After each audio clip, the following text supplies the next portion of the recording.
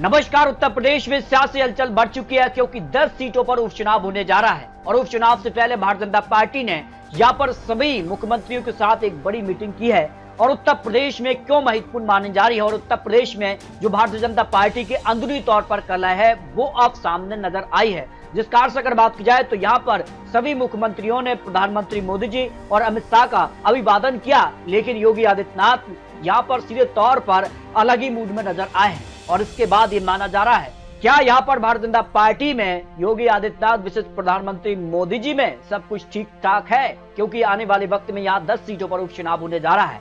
लेकिन उपचुनाव के लिए समाजवादी पार्टी 7 तो कांग्रेस 3 सीटों पर मिलकर चुनाव लड़ सकती है, जो बड़ी खबर सामने आ रही है। इसके अलावा अगर बात की तो उत्तर प्रदेश में यहाँ पर इंडिया गठबंधन क्या इन 10 सीटों को लेकर जिस कार्य की रणनीति बनाई है उसके बाद कितना कुछ माहौल बदलेगा, क्योंकि 10 सीटें आने वाले कई विधानसभा चुनाव के लिए और यहाँ उत्तर प्रदेश के लिए यहाँ पर उपचुनाव का सेमीफाइनल माना जा रहा है, क्योंकि 2027 में यहाँ विधानसभा चुनाव होंगे तो अग्नि परीक्षा की तरह इन 10 सीटों को देखा जा रहा है।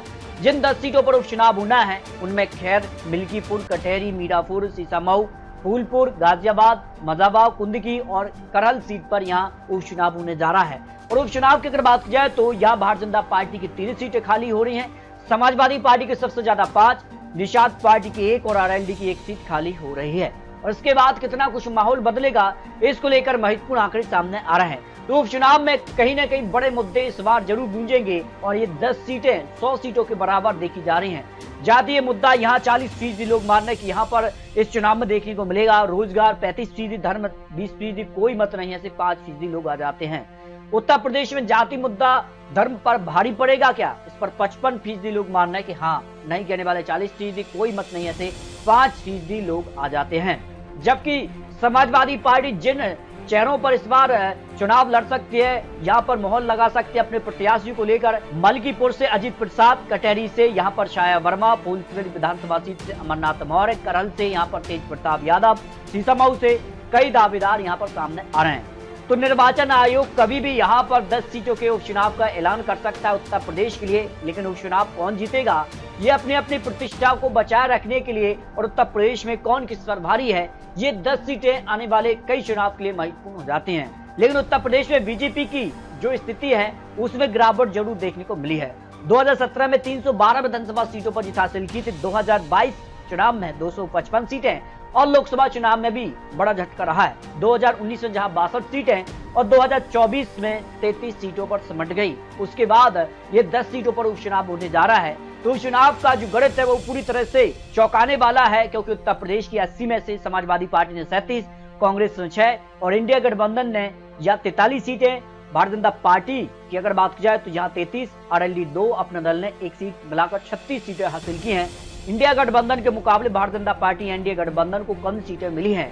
और इसके बाद यहाँ पर उपचुनाव की तैयारी में भारतीय जनता पार्टी ने यहाँ पर 30 मंत्रियों को चुनावी मैदान में उतारा है। और अगर बात की जाए तो मीरापुर से 3 मंत्री को चुनावी मैदान में उतारा है, कुंदकी सीट से भी 4 मंत्रियों को इस बार यहाँ पर बड़ी जिम्मेदारी दी गई है, गाजियाबाद सीट से भी 3 मंत्रियों को बड़ी जिम्मेदारी है, खैर सीट को 2 मंत्रियों को ये बड़ी जिम्मेदारी दी गई है। इसके अलावा अगर बात की जाए तो हर सीट को लेकर 2 से 3 मंत्रियों को यहाँ पर जिम्मेदारी मिली है।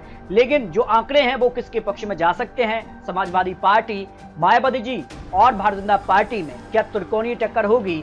लेकिन माना जा रहा है कि लोकसभा चुनाव के तर्ज पर अगर मायावती जी अपनी चुनावी मैदान में उतरती हैं, इसका सीधा फायदा भारतीय जनता पार्टी को होगा, जबकि समाजवादी कांग्रेस पार्टी को नुकसान होगा, क्योंकि मायावती जी के चुनावी मैदान में उतरने से लोकसभा चुनाव में 5 से 6 सीटें ऐसी रही हैं जहां समाजवादी पार्टी को नुकसान देखने को मिला है।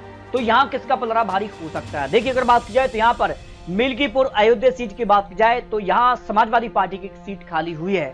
और इस सीट की अगर बात की जाए तो यहाँ पर विधानसभा चुनाव 2022 में यहाँ पर बाबा गोरखनाथ को 12,913 वोटों से यहाँ पर चुनाव समाजवादी पार्टी के प्रत्याशी ने हराया था, जबकि लोकसभा चुनाव फैजाबाद यहाँ पर 2024 में बीजेपी के कल्लू सिंह को यहाँ पर 54,567 वोटों से चुनाव हारा है। तो ऐसे में माना जा रहा है कि इस सीट पर समाजवादी पार्टी का पलड़ा भारी हो सकता है, क्योंकि विधानसभा चुनाव और लोकसभा चुनाव दोनों चुनाव में समाजवादी पार्टी ने यहाँ पर जीत हासिल की है। जबकि खैर सीट की बात की जाए तो यहाँ पर यह सीट भारतीय जनता पार्टी की खाली हुई है और भारतीय जनता पार्टी के अनूप प्रधान ने यहाँ पर 2022 में जीत हासिल की थी।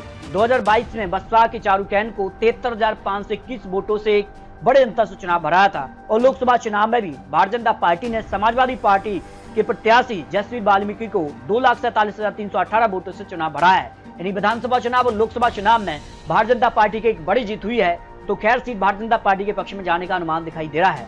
फूलपुर सीट की अगर बात की जाए तो ये भी सीट भारतीय जनता पार्टी की खाली हुई है और 2022 में समाजवादी पार्टी प्रत्याशी मोहम्मद मुस्तफा सिद्दीकी को 2,732 वोटों से चुनाव हराया था।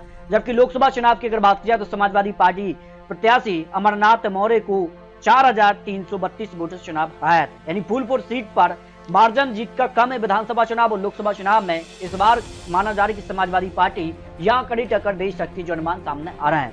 चंदन चौहान आरएलडी मीरापुर सीट खाली हुई है और यहाँ पर अगर बात जाए तो 2022 में बीजेपी के प्रशांत चौधरी को 27,380 वोटों से चुनाव हराया है। लेकिन अब आरएलडी भारतीय जनता पार्टी यानी एनडीए में आ चुकी है। उसके बाद यहाँ काफी हलचल देखने को मिली। अब सीधी टक्कर समाजवादी पार्टी में यहाँ पर देखने को मिलेगी। जबकि लोकसभा चुनाव बिजनौर से समाजवादी पार्टी प्रत्याशी यहाँ पर दीपक को 37,508 वोटों से चुनाव हराया है। ऐसे में माना जा रहा है कि यहाँ समाजवादी पार्टी और आरएलडी में कड़ी टक्कर देखने को मिल सकती है। अगर बात की जाए कुंदी की सीट की तो यहाँ पर भी समाजवादी पार्टी की सीट खाली हुई है। 2022 में यहाँ पर बीजेपी के कमल कुमार को यहाँ पर बात की जाए तो 42,998 वोटों से चुनाव हराया था।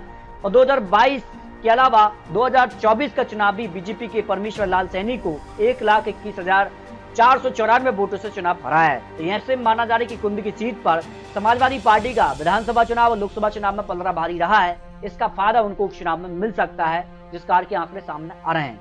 अगर बात की जाए तो यहाँ पर गाजियाबाद सीट की तो बीजेपी की सीट खाली हुई है। 2022 में समाजवादी पार्टी प्रत्याशी विशाल वर्मा को 1,05,537 वोटों से यहाँ पर हराया था।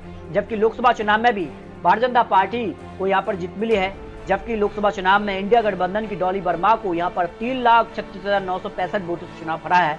निश्चित तौर पर बात की जाए तो गाजियाबाद सीट पर यहाँ पर विधानसभा चुनाव और लोकसभा चुनाव में भारतीय जनता पार्टी का पलड़ा भारी रहा है और यहाँ भारतीय जनता पार्टी उपचुनाव में भी बड़ी जीत की तरफ बढ़ सकती है।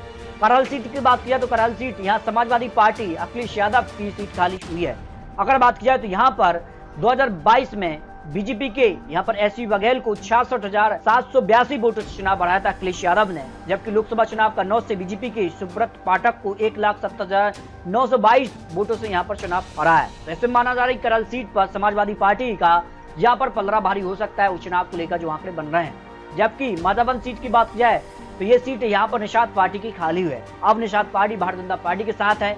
ऐसे में माना जा रहा है कि समाजवादी पार्टी और निषाद पार्टी के बीच यहाँ कांटे की टक्कर देखने को मिल सकती है, जिस कार के आंकड़े यहाँ पर बन सकते हैं। कटहरी सीट की अगर बात की जाए तो ये सीट समाजवादी पार्टी की खाली हुई है। लालजी वर्मा यहाँ पर समाजवादी पार्टी के बड़े नेता रहे हैं और इस समय 2022 में निषाद पार्टी के अवधेश कुमार को 7,260 वोटों से हराया था और लोकसभा चुनाव में भारतीय जनता पार्टी के रितेश पाठक को 1,72,247 वोटों से चुनाव हराया है। इससे माना जा रहा है कि समाजवादी पार्टी का इस सीट पर पलड़ा भारी हो सकता है उपचुनाव को लेकर जो आंकड़े सामने आ रहे हैं। जबकि सीसामऊ कानपुर सीट की अगर बात की जाए तो ये समाजवादी पार्टी के इरफान सोलंकी को 7 साल की जेल हुई है। उसके बाद यहाँ लोकसभा चुनाव में भारतीय जनता पार्टी ने यहाँ पर अवस्थी को 20,000 वोटों से चुनाव हराया है। ऐसे में माना जाए कि सीसामऊ कानपुर सीट पर कांटे की टक्कर भारतीय जनता पार्टी और यहाँ पर समाजवादी पार्टी के बीच हो सकती है, लेकिन भारतीय जनता पार्टी यहाँ पर पलड़ा भारी हो सकता है उपचुनाव को लेकर जो आंकड़े सामने आ रहे हैं। इस तरह से अगर बात की जाए तो उपचुनाव को लेकर जो अनुमान यहाँ पर जी न्यूज यहाँ पर जो सर्वे है उसने लगाया, उसमें भारतीय जनता पार्टी प्रेस के लिए 6 सीटें, समाजवादी पार्टी को 4 सीटों पर जीत का अनुमान दिखाई दे रहा है, क्योंकि इस बार भारतीय जनता पार्टी के साथ आरएलडी और निषाद पार्टी साथ आ चुकी है। तो उसके बाद ये माना जा रहा है कि उत्तर प्रदेश में यहाँ पर जो वर्तमान सरकार है उसको कहीं न कहीं फायदा मिल सकता है। तो 6-4 की यहाँ पर कांटे की टक्कर देखने को मिल सकती है। लेकिन आपको बता दें ये तो चुनावी आंकड़े, चुनावी अनुमान है। क्या उत्तर प्रदेश में समाजवादी पार्टी या उपचुनाव में बड़ा खेला करेगी या फिर भारतीय जनता पार्टी यहाँ पर सबसे बड़ी पार्टी बनेगी, इसको लेकर आप प्रेरणा रख सकते हैं। आपको बता दें चुनावी आंकड़े, चुनावी अनुमान है। आने वाले वक्त में यहाँ चुनावी तारीखों का ऐलान होगा और किन उम्मीदवार को यहाँ पर टिकट मिलता है वो काफी महत्वपूर्ण हो जाता है। तो उत्तर प्रदेश के लिए भारतीय जनता पार्टी और समाजवादी पार्टी में ही कड़ी टक्कर देखने को मिलेगी, इसको लेकर आप प्रेरणा रख सकते हैं। मिलते हैं और लेटेस्ट और महत्वपूर्ण विश्लेषण के साथ, तब तक ले जय हिंद, जय भारत।